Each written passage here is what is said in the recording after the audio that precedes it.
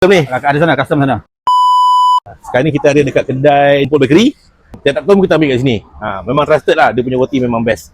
Sebabnya kenapa, salah satu kenapa sebab roti john tu sedap daripada base dia sendiri, roti dia sendiri. Roti dia biasa-biasa, rasa roti john tu biasa-biasa lah. Kalau roti dia sedap, roti john tu je sedap lah. Okey, jom kita jumpa. Ni bos dia. Assalamualaikum. Waalaikumsalam. Salam. Wah ni. Ini Abang Abu. Siapa tak kenal pun cik. Ni satu ni senang kenal. Kedai roti Jempol Bakery yang cawangan Jempol. Dia ada dua kan, satu kat Semban kan? Tu kat Semban. Satu kat Semban. Hari ni kita nak close deal. Roti john kedai Hatta. Tengok kita punya roti john. Ni roti john kedai Hatta.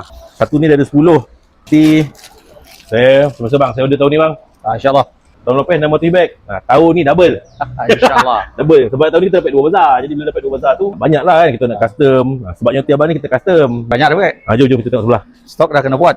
Sebab roti john ni boleh tahan 2 minggu tapi tak ada. Kita memang dah daripada semalam dah buat dah ni. Dia boleh tahan 2 minggu tapi 2 hari dah habis. Kita nak semua dia boleh buat. Standard lah kita boleh buat. Ni custom. Kita tak nak terlalu lembut sangat dan kita tak nak dia terlalu kebu sangat. Sebabnya kalau dia lembut sangat susah nak potong. Kena ada dia nanti kita buka. Nasi minyak tu dia masih lagi dalam keadaan asal. Tu yang kita nak.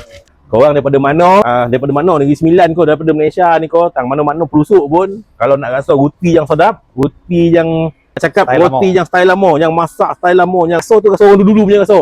Datang Jempol Bakery. Ini betul-betul old school punya style. Rindu mak, ingat kedai Hatta. Ingat juga Jempol Bakery. Ciao. Restoran Hatta di Bahau. Restoran Hatta di Bahau.